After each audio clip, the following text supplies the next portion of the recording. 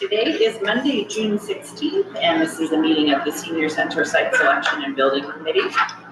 This meeting will be held in person at the location provided on this notice. Members of the public are welcome to attend this in-person meeting. Please note that while an option for remote attendance and/or participation via Zoom is being provided as a courtesy to the public, the meeting or hearing will not be suspended or terminated if technological problems interrupt the virtual broadcast unless otherwise required by law. Members of the public with particular interest in a specific item on this agenda should make plans for in-person versus virtual attendance accordingly. This meeting will be live on Zoom. The public may access the proceedings by joining Zoom meeting 375-414-6055 or by calling 929-205-6099. For additional information about remote participation, please contact Carly Antelis, Assistant Town Manager, at atm@ayer.ma.us or 978-772-8220, extension 100 prior to the meeting. All right, I call us to order at 6:25 p.m. Okay. Can I get a motion to amend the agenda to probably omit a design and estimate update from Catlin, as well as omitting the June 5th relating minutes? I make a motion that we approve the amended agenda. Second. All right. Discussion? Any discussion? Yes. Okay, Why are we taking the Catlin down? because they're not on the call. They missed the memo that they had to be here on Monday. Guess so.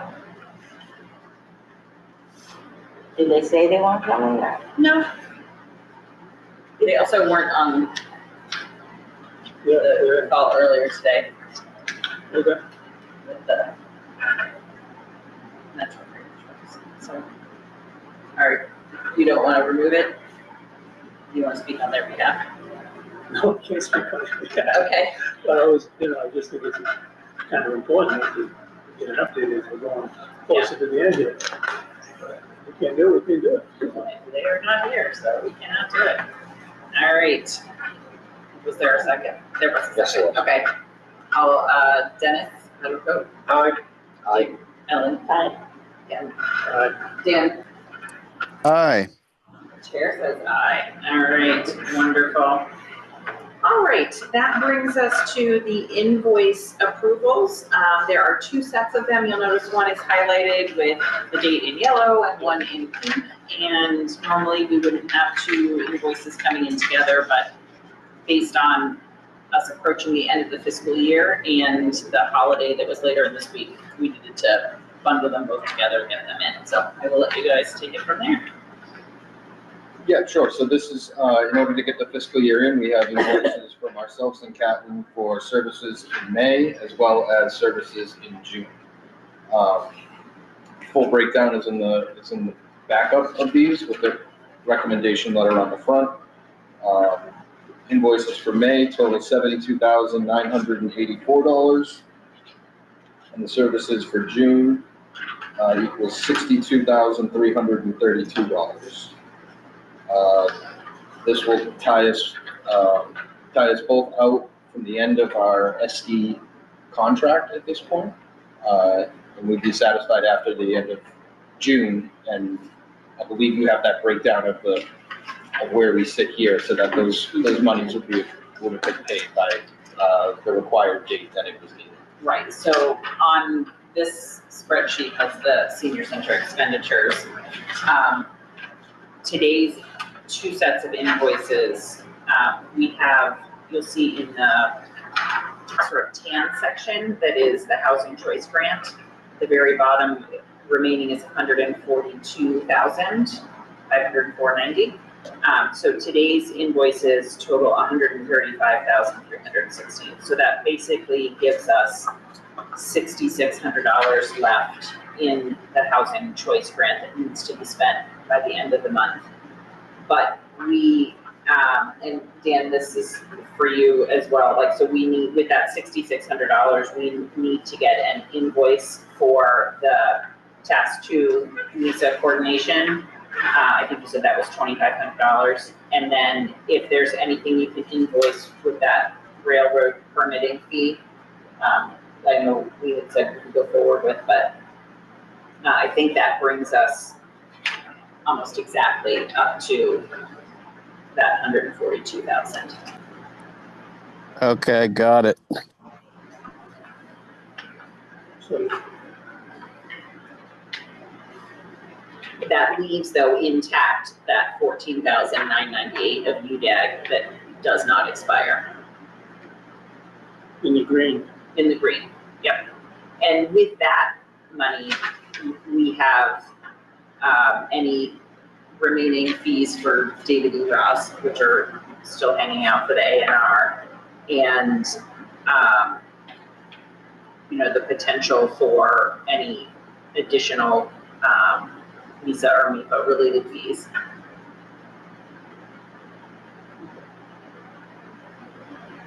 And so I'll redo this once we have paid these last four things, but I believe that brings us to asking the select board for a little over $100,000, $109,000. So Ken, based on the call today, were you under the impression that there are going to be additional MISA fees the first is this small $2,500, which is considered almost a coordination effort, which I'm sure is not going to stretch very far, but I didn't come away from that call with kind of a set schedule and what the process is going to be and whether or not there's going to be any additional Goddard fees that are going to be necessary. I think there are, but Dan, that's what, Yep. Next line. Yes. In the orange. We already put some anticipated Okay, the 10-8, estimates. Yeah, there'll be more. Yeah, because we know we got to do the CMP now. So I've already talked to Goddard about, send me a proposal for all that we need to do, and let's take a look at it, and kind of as we work, I guess, toward that select board ask, we factor in what we need. So at the moment, though, Dan, does Dan have the specifications that you put up there? Well, I can it's put not it net- up on the screen. At the moment, we put estimated to go to talk to the board of selectmen about 50,000 for MIPA and 10,800 for MISA, but so call it 68,000, whatever. Is that what I got it? No, 60,800. Yep. So potentially we're working within that number at this point in time, is what I'm getting at. Yeah, and that's probably reasonable after, remember for MIPA from Ty and Bond, they told me less than 50K. So you're probably looking at that similar number. I don't know what a CMP involves, how much that'll run, but yeah. CMP, Conservation Management Permit. They tend to have a template for it, which then the consultant will have to tweak, to our project. Right, so do we want to approve the invoices and then move on to that conversation? Yeah. Should do that, yeah. Okay. Do you want to approve them both together, or do you want to approve them separately? There are two, probably should do them separately. Yeah.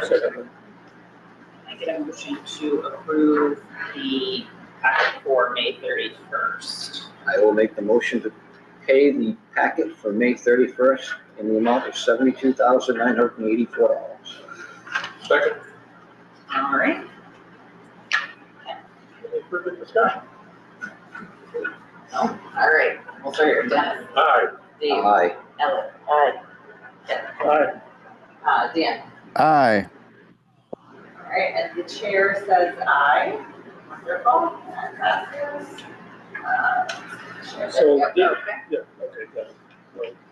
I move that the committee vote to approve the invoices for the financial period ending June 30th, 2025, in the total amount of $62,332. Second. All right, any other discussion? Yes. Okay. So does Vertex intend to give us like a further breakdown of the hours and things like that that are included in this as we get to the end? I mean, we have for the OPM work that you've done. Yep. Yeah, we have that backup as well with all the hours that go into this. With the contract that we have and the proposal that we have is based upon the level of effort that we have, with Yeah. the schedule based on all of that.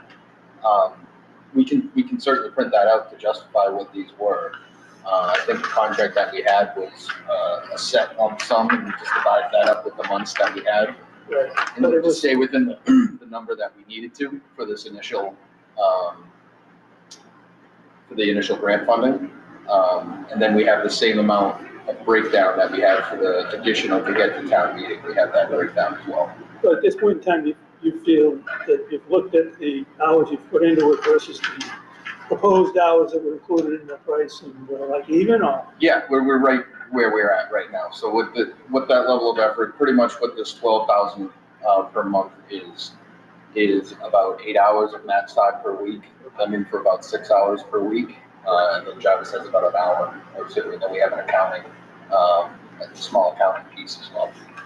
Well, nobody else has any, I'm going with it. No, I'm hearing your question. You good with that? Okay.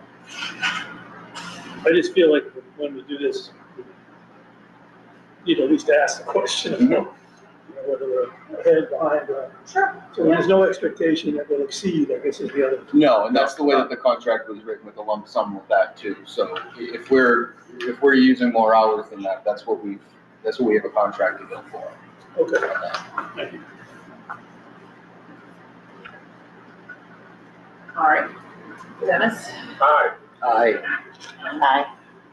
I am Jim, right? Okay. Yep. Dan? Aye. All right, chair says aye. Wonderful. Thank you. All right. Dan, are you in a spot where you can give an update on a brief update on the 2 meetings from today? Yeah. Yep. So let's start. So on the list here on the agenda, start with the easy ones. Water, no change there since last meeting. So no update. I'm still going through that permitting with the railroad, moving through it with that project. MEPA, no change there. We know the EJ screening tool, the due date would be July 19th. We know we got to do it. Comcast and National Grid. You guys can hear me okay, can you? Yep. I hear Yeah, a very little good. noise. Oh, all right, good. Comcast National Grid. So that's still ongoing. I should have that kind of decision matrix wrapped up by the end of this week. I'm working with my engineer on that kind of pricing out and vetting out. And then we can work together with the work group on a recommendation for the best way to move forward with the electric and Comcast. And then natural heritage. So that was one of the meetings today. So we touched briefly on it, but basically, long story short, from the meeting, they don't really see a way that we could move this project forward without there being what's called a take. So, I asked them, like, look, here's what we've got. Here's the program. Here's what we're looking at. Even if we had some significant changes here, do you think we'd be able to, avoid a take? And he said no. He says what we could do is do mitigation efforts on site. So that would involve things like he mentioned Cape Cod berm, curbing, and like rain gardens, things like that for the turtles. And so mitigation efforts on site, but we'd also need to do the conservation management permit, which is the CMP. Basically what that is we have to, we mentioned it before, we have to do a 2-to-1 land, put land in conservation 2-to-1 compared to what we're impacting. So 3-acre site. So we're looking at another 6 acres off somewhere else on the 76-acre property that we would have to put into conservation type land. So, it's not the best news. It's kind of. Can I ask, does the 6 acres have to be from the 76, or can it be anywhere else in town? Or do we know? No, it has to be. I think it has to be on the same property. I'll confirm, but I think it has to be nearby. There's some language to that. Why'd you ask that? Well, I'm just thinking, there may be some parcels of, an acre and a half there, or 3/4 of an acre there, so. It's good right there on the site.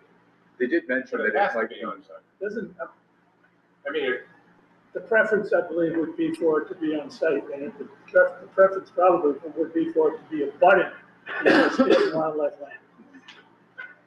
Here's a question. There's plenty of room on site to do it. No, I understand, but the preference for national heritage Us, purposes them, of the towns. Everybody. Yeah, so I mean, having it closer to the river is probably gonna make everybody happier than not. But I don't know. Yeah, that would be the idea. We could take I kind of looked at it already. There is, 6 acres out there, basically dead space, wetland areas that we would never even develop on anyway, that we could probably put in there. One of the things that came up, a bunch of things came up, but not the least of which was, I was in that meeting as well. So, one of the things the gentleman mentioned was that he really would like to see a plan, including the 76 acres, and then the small breakouts of the 3 acres and the 6 acres. And then potentially the 6 acres, we already know, and we've heard in this meeting, that we're gonna do an approval not required, an A&R plan for the site of the senior center. He used the same term for the land to become conservation, so that they potentially would break a lot out for that and submit it to identify it as conservation land. That's the term he used, right, Dan? So when we saw Yeah. the plan, there would be no misunderstanding. Here's your senior center site, here's your conservation land site on the same big parcel. And that additional 6 acres would still remain within the jurisdiction of the town of Ayer. It would be Yes. part of their, That's within the town of Ayer. Yeah. It's not easy, believe me, this 6 acre thing is a pain. done. How did they come up with that the whole 3 acres is impacting the turtles? They don't. So they're just saying because Just what if two- only an acre or a half an acre was affecting the turtles? Yeah. Why do we?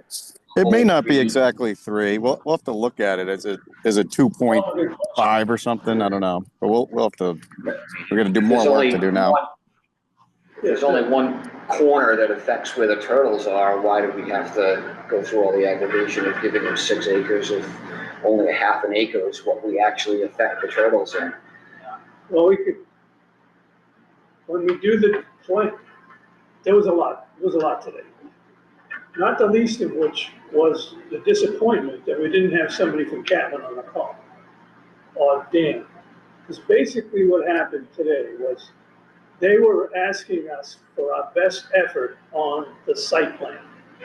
But the site plan we have to this very day is basically a concept plan, not an engineered plan, showing detail. So they brought up the fact that they need to see detail. For instance, we show now a layout of where the retention basin is. That's not sufficient for them. They need to know, what is that retention basin made of? How deep is You know, it? How how wide deep, is it? the ground covering, the landscape, much more detail. So I'm concerned right now. I talked to Katie about it earlier, but we still have not talked to Catlin's civil engineer at all. Right. We need a civil engineer detail plan for these people, which will be more comprehensive. So they straightened that out, and they told us basically what they need. So I think the concern, to answer your question, okay, the concern to them, and tell me if I'm wrong, you guys, the site is pretty much entirely developed. When you count the parking lots and the pickleball and the septic and the building and the complete, so to them, it's pretty much a 3 acre disturbance. So I think it would be a hard try to say, well, man, they're only here or only there. I think they're looking at the whole. Did they indicate, or do we know what specifications on all those things for the site plan they're looking for? Well, so that, the retention basin meets X, Y, and Z criteria? it would be, in my estimation, we didn't ask them that question, but it's clear to me that it would be a designed, ready to construct civil engineering. Yeah. So So it shows how many pipe runs there are and how many of this pipe and all the. But in terms of, Well, let them take it.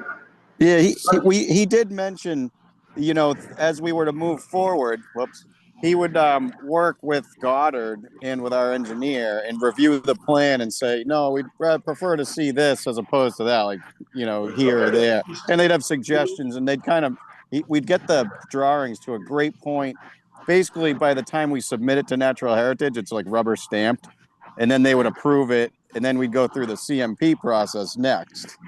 And so that was kind of what we learned. Yeah, I'm just paraphrasing real quickly here, but I talked about, what's the path forward and schedule, and so we have what we need to move forward. It's a lot of work, like Ken said, unfortunately, but yeah. So Ken, Ellen, you were gonna say something. Are we still at 3 acres? I thought we had picked up more because we were too close to the, Round figures, it's pretty close to 3 acres. Round figures, it's around 3 acres, yeah. I'm We went thinking, from 2.5 roughly to 3. Yeah. I'm thinking about the level of design that the town is paid for right now, which is a schematic design level, is what we have. And so what I'm hearing though, is a level of detail is gonna be into your construction documents at that point, probably all the way through DD and getting through. And so, No, what you're hearing from me is only the site plan part of it. correct, sure. So what I'm contesting now, and to talk to Catlin about, is that he has not provided us a civil engineer drawing that can be priced. If you can't price it off that concept plan. So his civil engineer owes us a design that can be priced right now. So therefore, would have to show the linear footage of all the subsurface piping, how many hydrants, the depth of so that an estimator like Fogarty, or somebody could Right. estimate it. Right. So I think that there's a void here. But I'm wondering at an SD level, how much well-defined that design is and whether it's not just narratives like they've done with a lot of the other trades. Like the MEP It could be. engineer is just putting together a narrative that's being priced by Fogarty right now because we haven't gotten into DD yet to really get into the details of said design. So I'm wondering what the contract is with that civil designer. Right. What level is he expected for what Right now. we're at right now? I agree. Yeah, I think this is. My interpretation might be different than theirs. I'm thinking we go to Catlin and say, where's the level of design? And their Right. response will say, you didn't pay for that yet. Which, But so far, everything, in defense of Catlin, I'll take the other side of the coin. Pretty much what he's been telling us on the side is that he's beyond schematics right now. completely agree. So I don't see how we can pay Fogarty to price that job without a level of detail that says how deep is this, how long is that, how many pipe runs are there, how many catch basins are there, how many manholes are there. They could do it. Mhm. Cataldo did it for me. Yeah. Based on, and that's, he figured out, he made it up, we're gonna need 4 of this, we're gonna need 3 of that, but it's still not. As long as he has some baseline assumptions But of what you those gotta things show are. more, you gotta show more than that plan we've got. Well, it doesn't mean that Catlin doesn't have it, it's just we haven't paid for it, so he hasn't given it to us. He could have it and be like, here, this is what I'm proposing. See, what I'm concerned about, it's related, but what I'm concerned about is that Darren Art's a nice guy, has done what we see, that we haven't had a civil do it. That's my concern. Yeah. So I guess some of our homework then before we go to the Because we select haven't board, heard it. before we go to the select board is gonna be fine tuning that to see if indeed what we have is gonna be enough For them, for that, for them, or if we're gonna need to add some of that, at least on the site plan, into our ask to get a little further along. So that, we really don't have that much time to July 19th, but just to make sure we have what we need for that. well, it's gonna be a simple question for Catlin, show us what the civil engineer has done so far. Yeah. So when the, You guys agree, can you price it out? Well, at the level that, understanding that he says he's further along than what Yeah. an SD level, the conceptual and SD estimate is built in with a very high design contingency and with a lot of assumptions that are built into those designs as well. So what you'll see on the estimate that we're going to get is going to be based upon a lot of the narratives that the engineers put together. Whereas a DD or CD level, you'll actually be getting into schedules and actual the equipment, the length of runs, pipes like that. So I'd be curious to see what the civil engineer has done today. Yeah, I mean, so once we give National Heritage whatever it is, we're gonna give them in terms of what they need in order to move forward with the approval process, do we know that, how long does that approval process takes after we give them, after Captain Civil Engineer has done his work? Do we know? yeah, So timing, schedule. So Yeah. he said, so basically they work with us on the plans. We get them to a point where basically they're almost tied up just shy of a bow on top. And then he said it's a 30-day turnaround. And no, he said the determination is quick. So the first thing you do is you submit the MESA checklist to the application. That should be quick because we've worked with him. He knows what's coming. They say there's a take. They say you have to do a CMP, and then it's a 30-day turnaround. We should, and he suggested we should just start working on the CMP now, so we can submit it right when they give us the take order based on the And checklist. to whom do we submit? So To whom do we submit the CMP? Same people? Yeah. yeah, yep, yeah, same people. So then the tough thing, Ken's right, is that CMP is putting that conservation management permit together, because now there's 6 acres of land. You got to find out who owns it, who's going to own it, who's going to maintain and keep that, proper. So, and he mentioned something about the town can't own it and own the CMP too, right? That, like, basically the conservation restriction too, right, Ken? So anyways, we got a lot of work to do. A lot more questions, I think, coming out after this than answers, but They basically just have to give you a nightmare. I'm telling you, it's unbelievable. So does this mean we need to get more You money need for Ross so that he can survey and stake out the? yeah, we will. We will. And I mentioned earlier, I did talk to Steve from Goddard and said, hey, just send me a proposal for everything based on that meeting that, we need to do to get this fully complete. So then we have an idea as we're reviewing the schematic design estimate and everything else before we go to the select board, how much money we might need to fill these tasks. And hopefully it all fits within that budget we have now, the 50K and the 10,800. Does the town's conservation agent have any role to play in this at all, or not? Yes. Yeah, because Conservation Commission could be the entity that takes over the 6 acres, the ownership of the CMP. The way it goes, there are some lands in town that are held by the Conservation Commission. There are some lands in town that are held by Fish and Wildlife. That's a division of the state. There are others that are in trusts. All of them have the combination of one entity owns it, but someone else has to be responsible for the restriction, the requirements of the restriction. We're going to have a discussion with the Conservation Commission to see what they're leaning, how they're leaning in this. It'll be brand new news to them. If they're interested in having it. They do have another entity that now is managing their conservation restrictions. So it's the North County Land Trust, I believe, is managing conservation restrictions for the town there.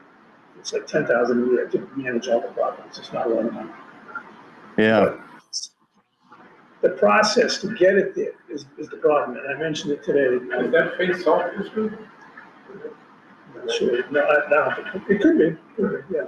But the process is more complicated than the actual. I'm picking up on that. The concept. Yeah.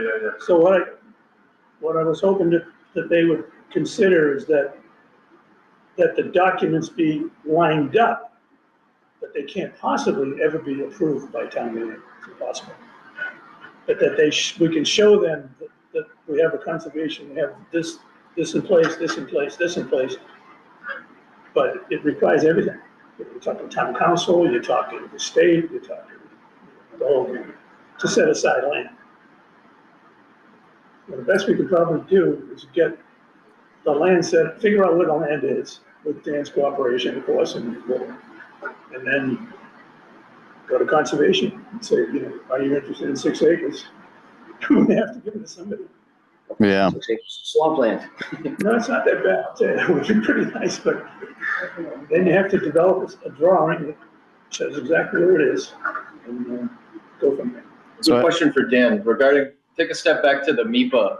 I think you said that the deadline of the 19th of July, if we're going to the select board on the 15th for additional appropriations, is that going to give enough time to get proposals and whatever work needs to be done from Tayabon, or is it more or less just to get in the door and then they perform their work after that.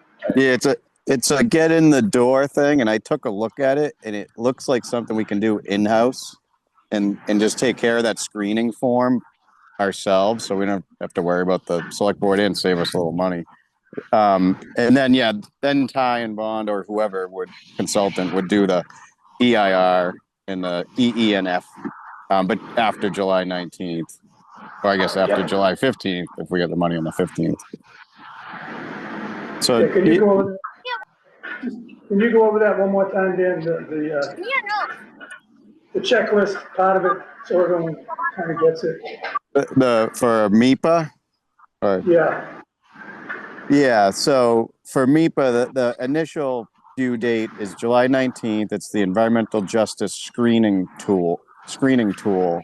It's basically a document that gets submitted that shows how you're going to reach out to the EJ community.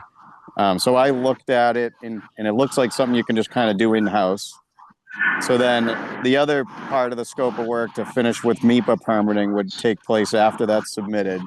That would be the EENF form, environmental notification form. I forget what the first E stands for. And then an EIR, environmental impact report. And those are kind of submitted combined. Yeah, I think it's enhanced. So it's called a rollover EIR, and they get submitted at the same time to streamline it. So that would be due September 2nd to submit it to the MEPA environmental monitor, it's called.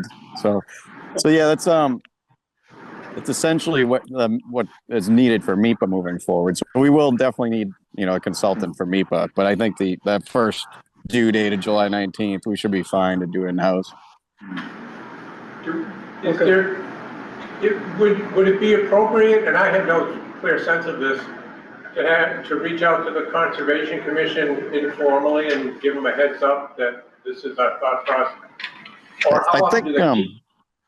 Yeah, I think with the work group needs to get back together. We haven't had a meeting. We just had this the Natural Heritage meeting this morning, but I want to speak to the rest of the work group and come up with some ideas and notes before we start making any decisions yet. As we're talking now, we're talking about how much work there is, and there's going to be, and we're trying to figure it out here at this meeting. But I think we really got to take a step back, have the work group look at it. We're meeting again, I think, next Tuesday, or is it this Tuesday?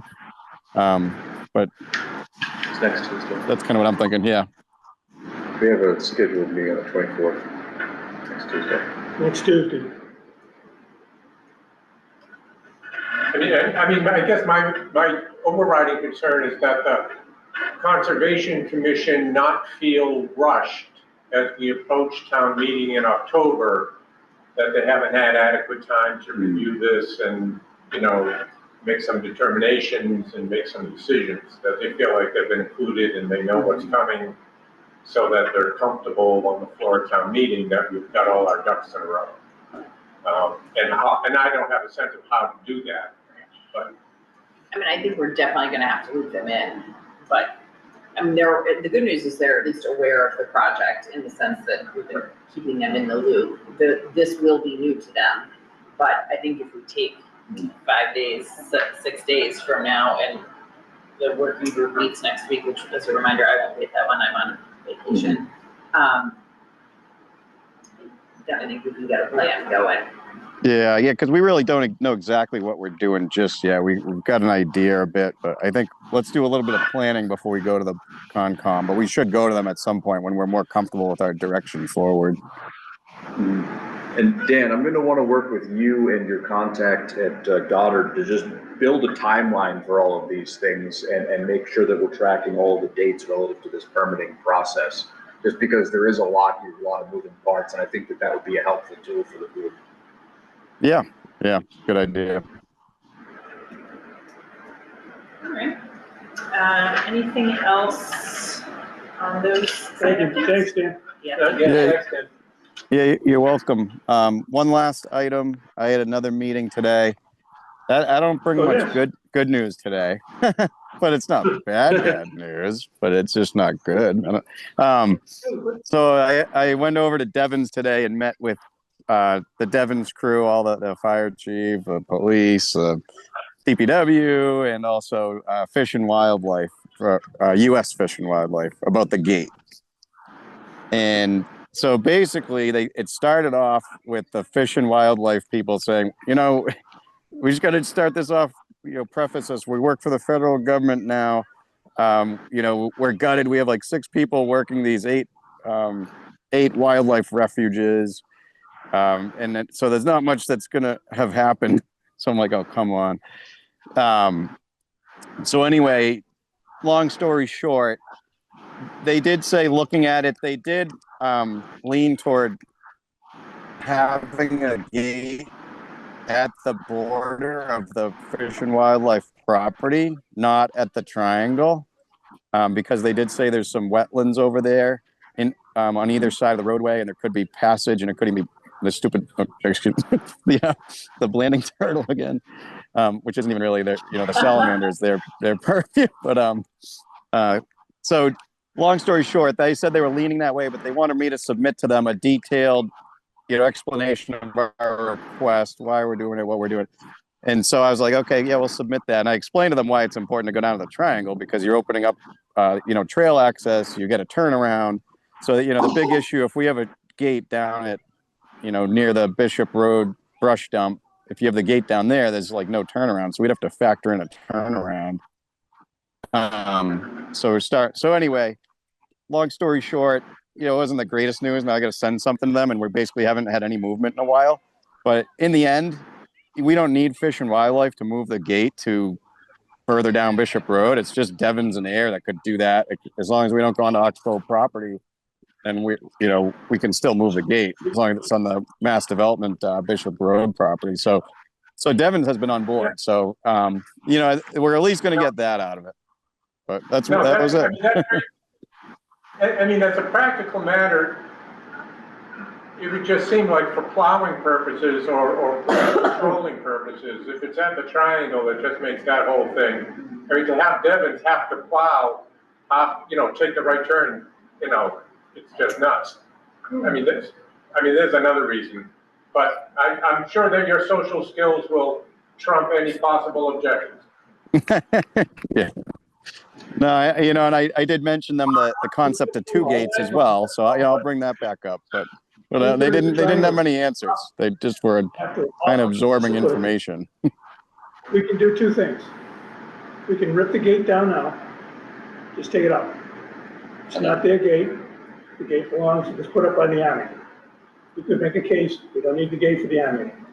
Then Fish and Wildlife would be on the hook if they want to do anything else, put up barriers and whatever they want to do when they want to close the road.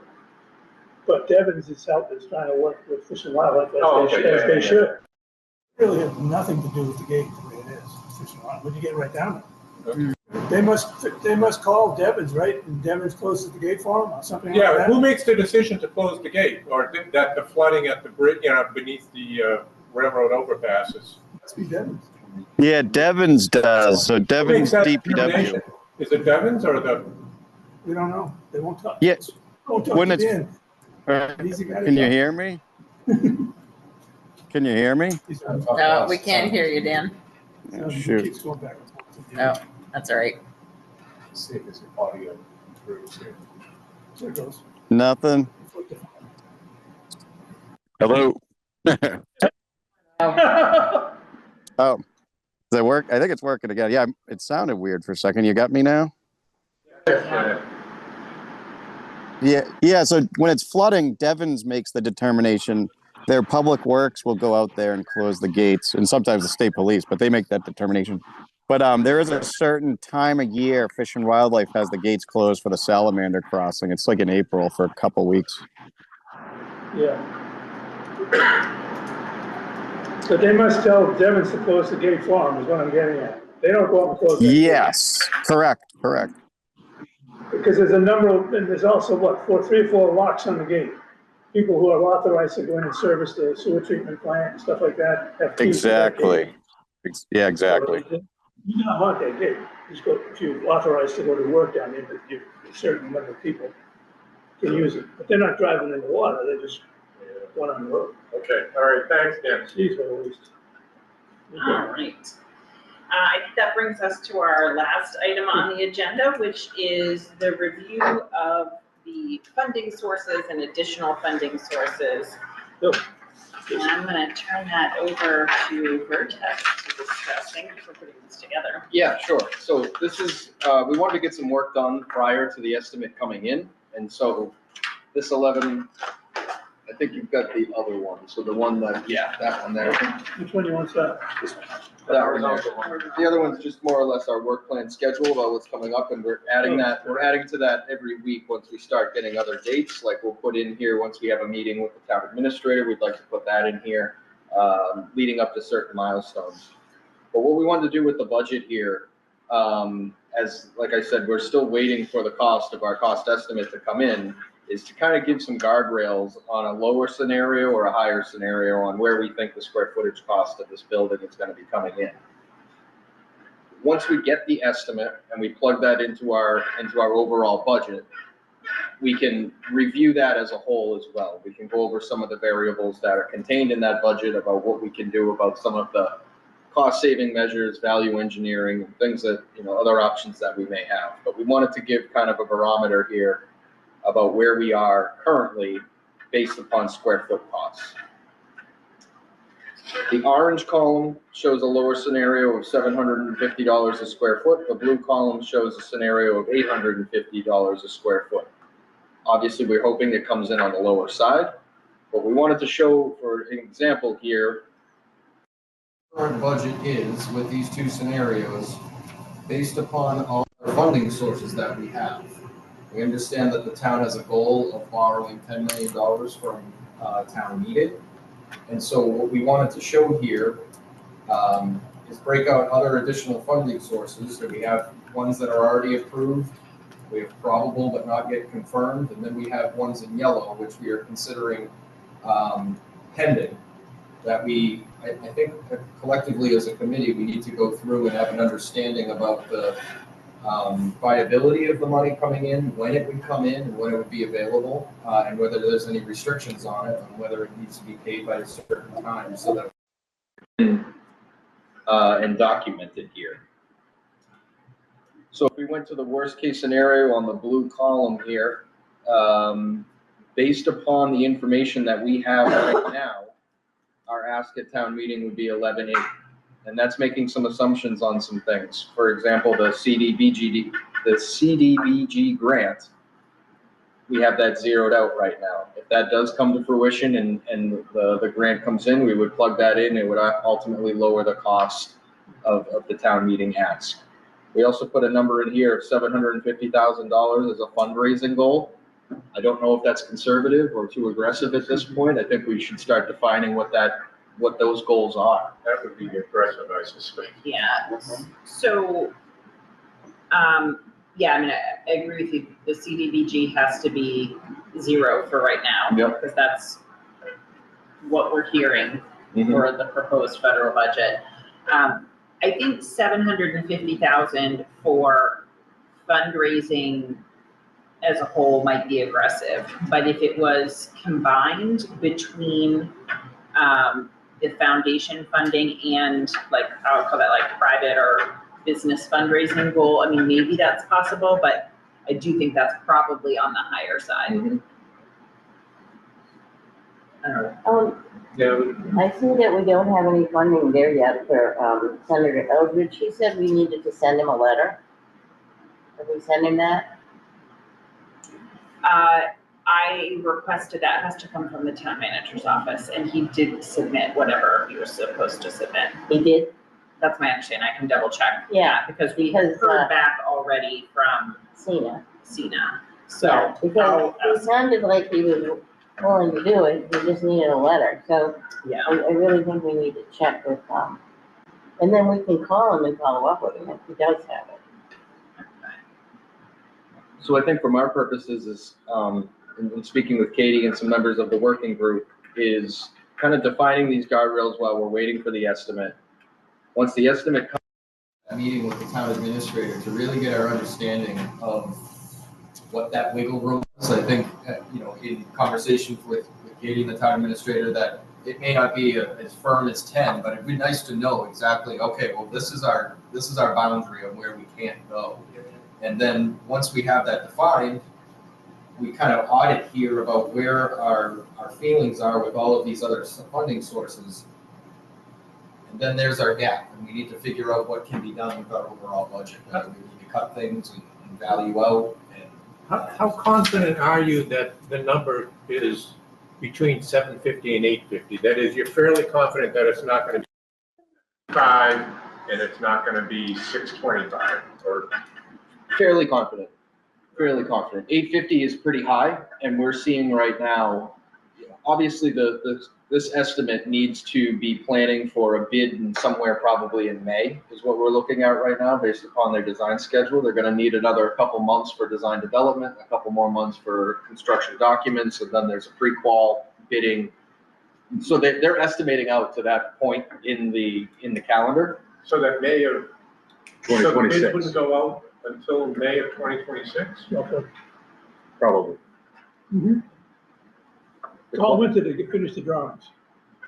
From town meeting to The May. clock starts for they're picking up the design on after the funding. I thought we wanted to begin construction in late spring, early summer of 26. Well, we did, but that was before we moved to the October town meeting. That was the original when we were going to town meeting in July. When we went to October, everything got pushed back 6 months. So, but we've received some hard construction numbers on other projects that we've seen. And fortunately, we are seeing a kind of an aggressive, hungry marketplace where bids are coming in better. And so that's why we have these two kind of rough ideas on where we're at right now. The sooner we're able to kind of tease it better, just given the general macroeconomic environment, the sooner we can get this out to bid, the more favorable term we're likely to get. Absolutely. Okay. So that's something we've been hard with, Catlin, is making sure that we're firm about their design schedule with an approve at town meeting. How quickly are we getting these done? But we don't want to be so aggressive that we're not doing our proper checks, estimates, making sure that we're hitting things right. We want to give enough room for that, make sure the drawings are complete, and we're not hit with change orders the second we put a contractor on site. But we want to be as tight as possible because the sooner the better. Things go up. So, Okay. so that's where we're at. I understand. All right.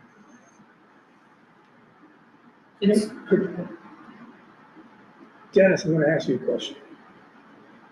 When we look at these categories from the town, okay, we can all look at it together, obviously. I'm sorry, which one? Look at the categories from the town, okay, so we're talking about UDAG, basically, okay, and capital stabilization, okay? And I thought there was another category, and I could be wrong, and that's free cash. I thought the select board had 3 pools available. They control UDAG because it's the Urban Development Action Grant that goes back to the Devon's days. You can use it for anything that seems like an improvement. They control, or the Capital Planning Committee, controls capital stabilization along with the Board of Selectmen.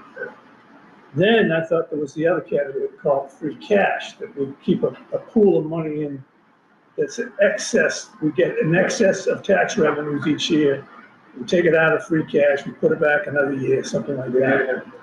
But that doesn't seem to have translated to this. That the town has, I mean, I haven't looked into detail, but there is substantial free cash flow from the town, and almost every year, they are moving substantial amounts from free cash into various accounts. Right. I was asking Dan, I guess Dan the same thing. Do you remember that? I thought there was 3 pools, including free cash, but I'm just bringing it up now. I'm not sure. I guess we go back and check. I don't remember free cash Robert's brought letter. up. It wasn't. I'd have to go So look. I recall us discussing verbally, like, these are all of the different places contribute. But once that letter came out, and once we were actually I guess we could go back and listen to the capital planning meeting in what was that, October, November, January, I forget, we were looking through that, trying to figure out which one it was. We could go back and re-listen to it, but the one where he presented the capital plan, that memo, we didn't talk about free cash anymore. Okay, so that's why I'm asking Dennis, because he's a good source on this kind of stuff. Should we be thinking about, Yeah, I think the town, the warrant articles would note how much was in free cash and how free cash was handled last year, so we would have some sense of how much excess free cash was flowing around into various accounts. Yeah. So that information is publicly available now in the town's annual report, I would suspect. And then we can ask for some of it, I guess, or, posit that as a possible source of funding if we come right up against, whatever number we need to hit. so I guess I was gonna ask Ellen and the committee and all of us, should we add a line here that identifies a potential ask as free cash Oh, I see. somewhere else in this category? What do you feel? So I guess I don't completely understand what would be the benefit of saying, give us a little bit of money out of 3 pots of money rather than. No, I'm It's a little talking bit $1 more million, out I'm of not two. talking a little bit of money, I'm talking like $1 million.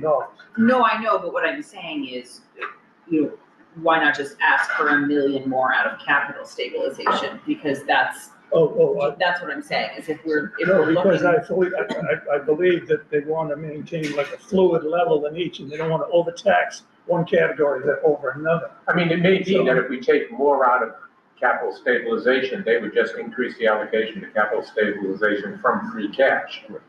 Isn't that what they do with town meeting, is at the end of town meeting, all the excess money that's left over, they say, well, this is stabilization, this over here and this over there, and that's our nest egg. I want some of it to go this way. Yeah. It was just another, No, it's a good thought, and again, The rainy day fund. it's the rainy day fund. the town has substantial financial resources. I think it's important for our public purposes that we be seen as good stewards of Yeah. of the taxpayers' funds, et cetera.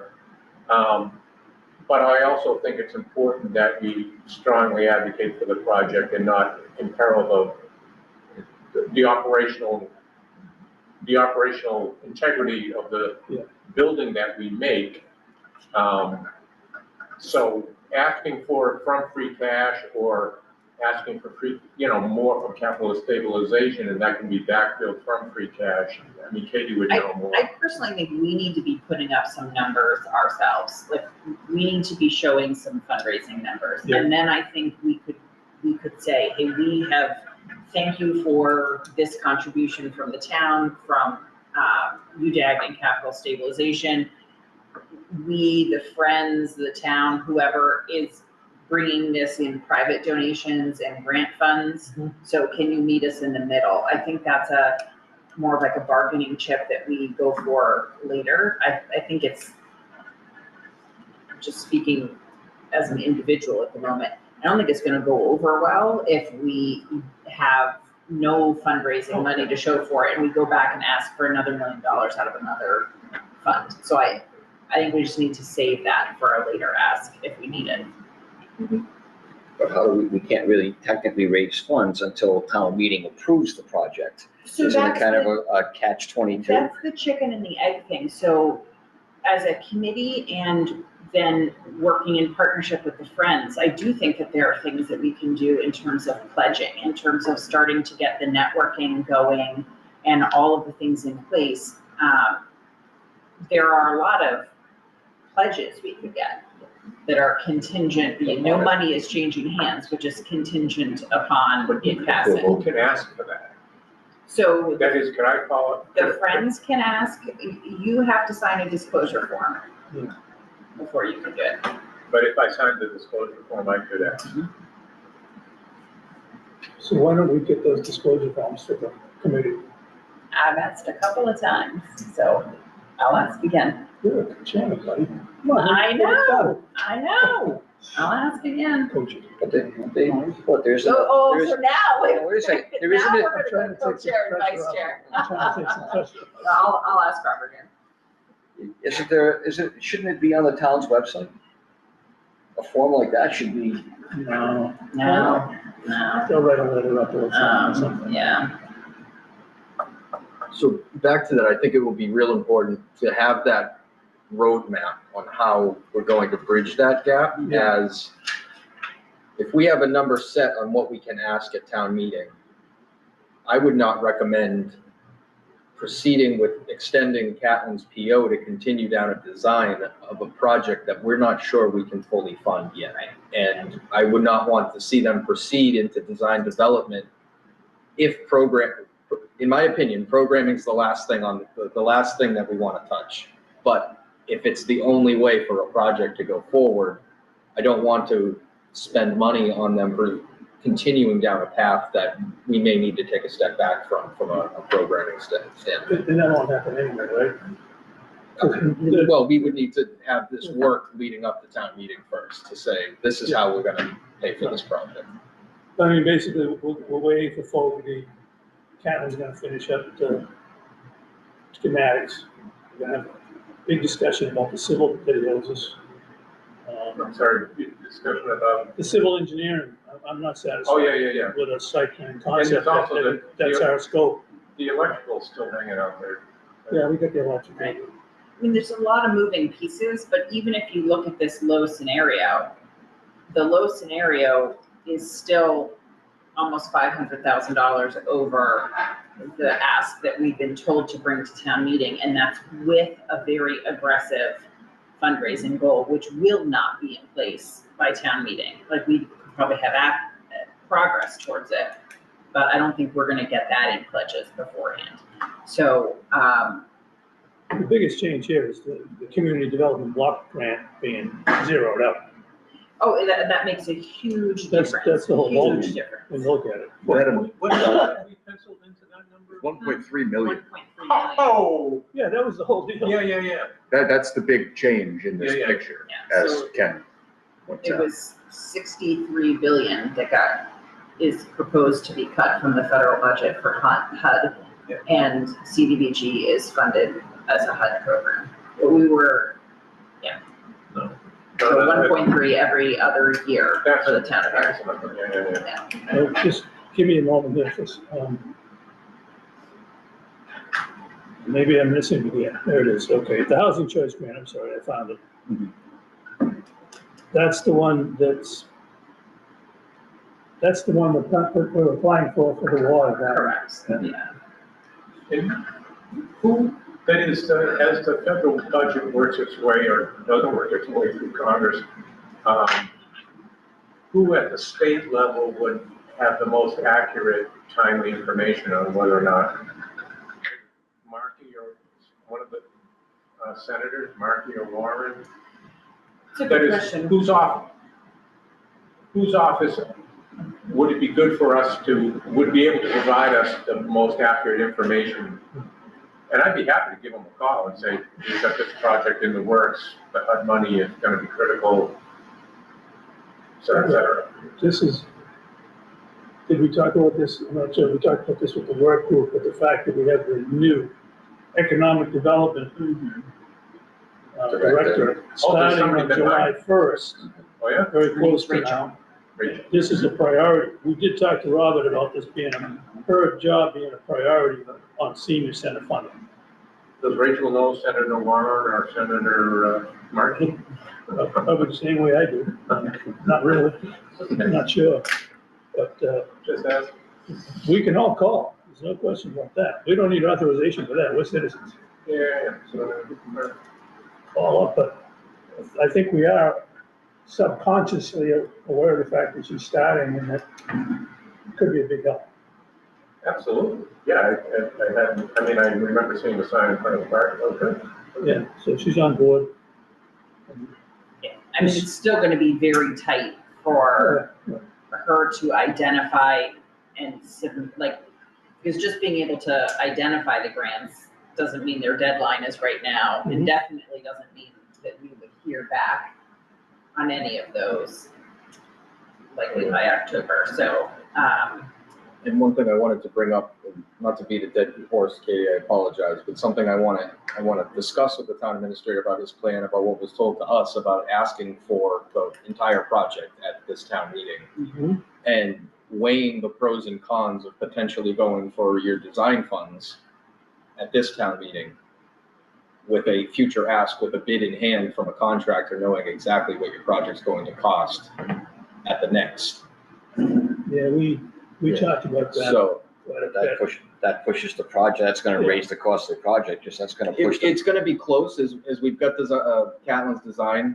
We'd probably be going out to bid around that time anyway. So if we did, for example, we just went for design funds right now, which would probably be, we'll say $1 million.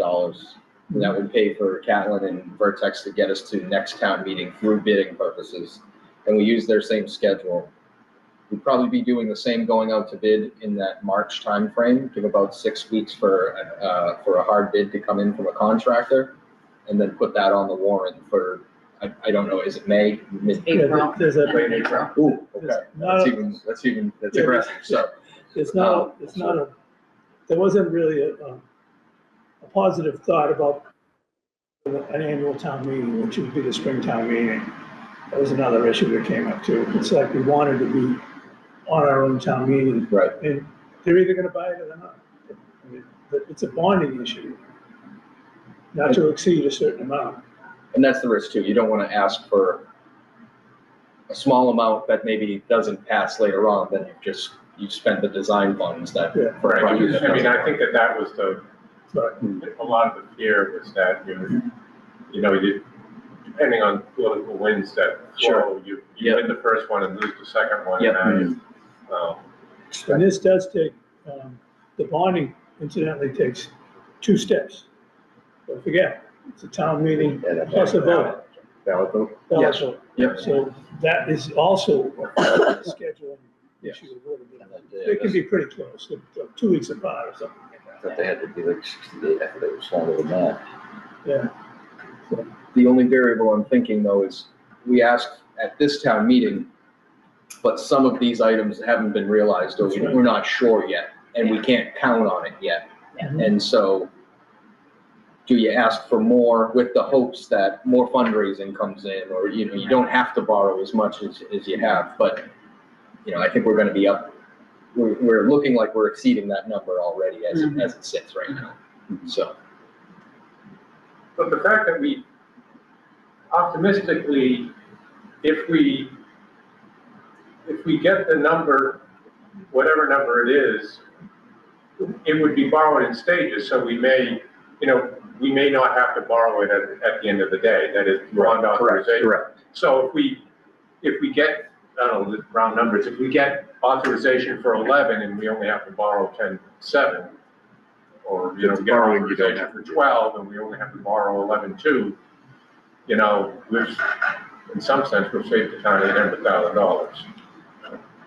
I still think there's a big hole here, and I know there's no members of the public on the call here, but I'm hoping maybe someone will watch it. So I will make my plea here. The Friends of the Ayer Senior Center really does need a handful more people to really jumpstart the fundraising and looking for grants and other things like that.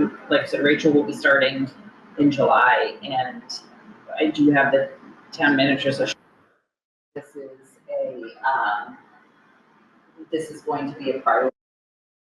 But I also want to be respectful of the fact that anytime somebody onboards in a new position, I mean, it takes some time to do that. It's not like she's gonna pull grant applications out of her back pocket either, so.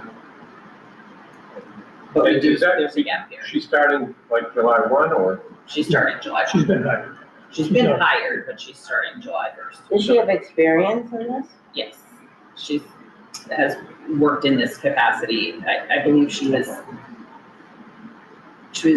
Foreign, no, remote state like Alaska, some other states. yeah.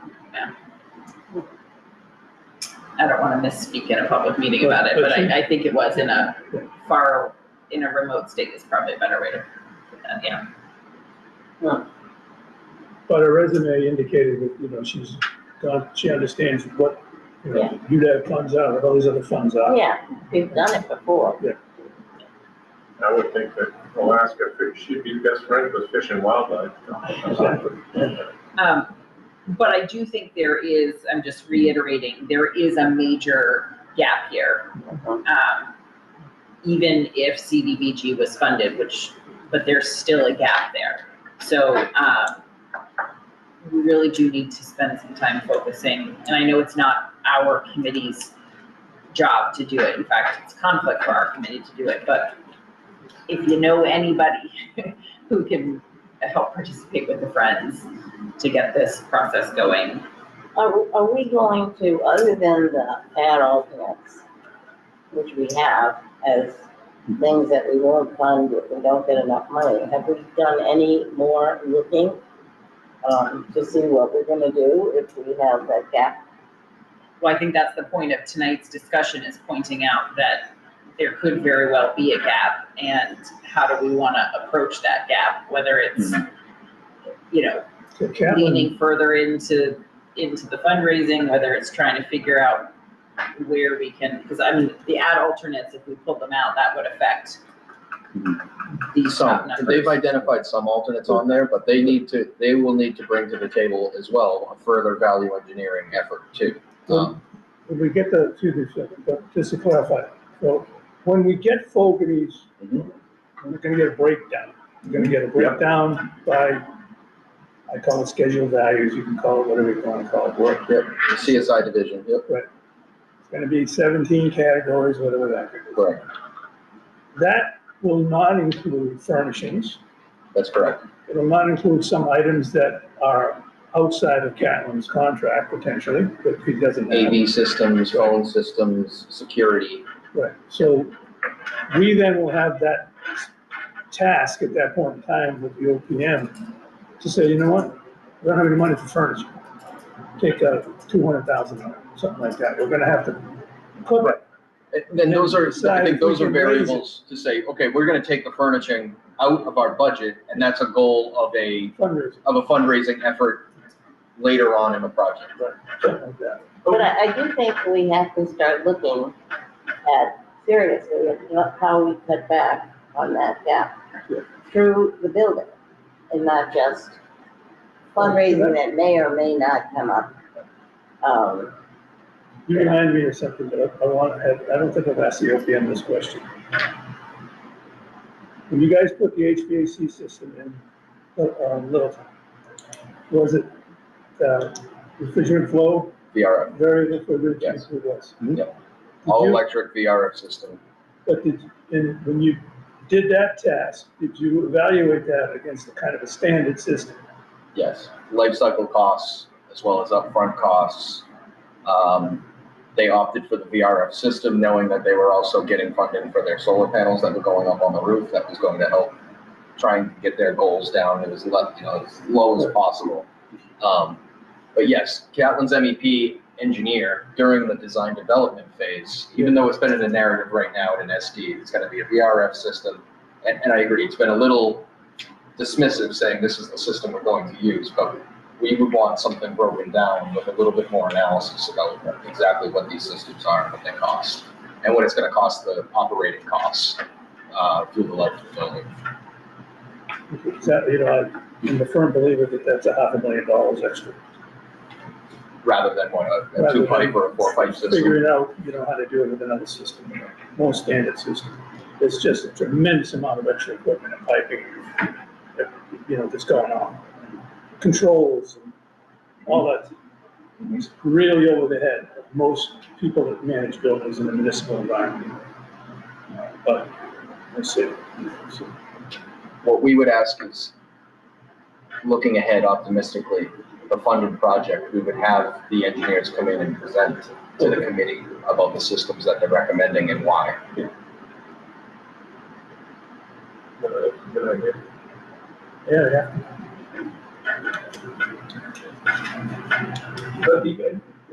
To the point that, so Fogarty's estimate doesn't include the FF&E.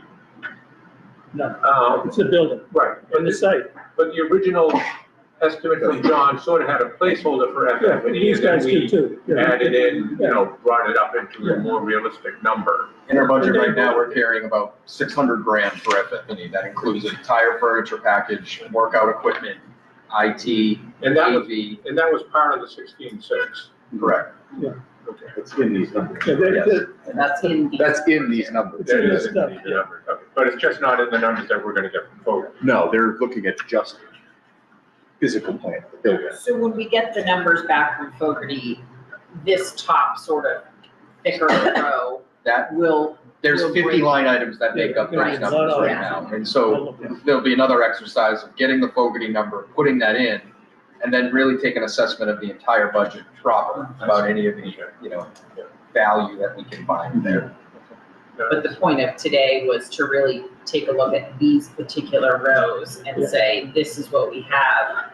And these are, we either have a small hole or a big hole, and both of them are based on a pretty aggressive fundraising goal, given that there's no CDBG. Right. Well, it's proposed that there might not be a. Yes. With all likelihood, it probably won't be. Yeah, I I mean- feel my role. Yeah. Who knows? Okay. Anything else on? No, I think that we're eager to get that estimate in. We're making sure that it's on track and that we will receive it at the end of the month. With the potential ask of the select board for that additional funding from Katie's spreadsheet, we do want to get in front of the town administrator and kind of walk him through this as well. And so I'm hoping maybe some members of the working group could also attend that, just to kind of represent where we are now in the project before we continue on. So the next, So we have a working group meeting scheduled for the 1st, which is the day after our estimate is due. We're hoping we get the estimate a couple days earlier. Yeah. But that day may be just kind of a live debrief, as we're leading up to the next meeting, and we may need to have another working group meeting Can there be between like that a first. dramatic opening of a Yeah. copy of the cost estimate? I like it. The scroll. Yes. So there may need to be another working group meeting between that and the next building committee meeting, so that we are all on the same page about what we're presenting from a budget perspective. And then the hope would be that we could also meet with the town administrator to confirm some of these probable, as well as what the tasks that we see at hand for closing that gap. you want to throw something in here for the Conservation Commission, someone, we just keep it under that same category, meeting with town boards. Yeah, sure. Just leave it there, just leave it there. Leave it there? Okay. We'll never have to do it. So that's part of this line here? Correct, yeah. Okay. We'll leave it the way that's presented.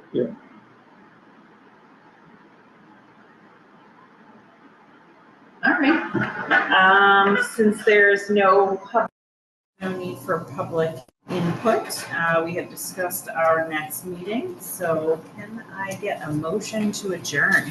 Motion to adjourn. Awesome.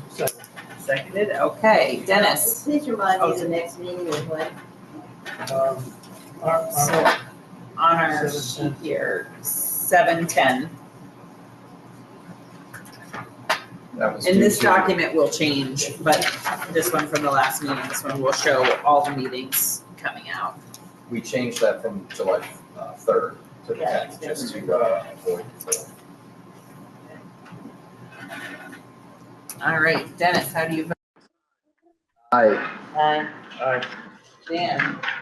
Aye. All right, and the chair says aye, thank you. And appreciate we had at least the hour for part of the meeting. So, all right, have a good night.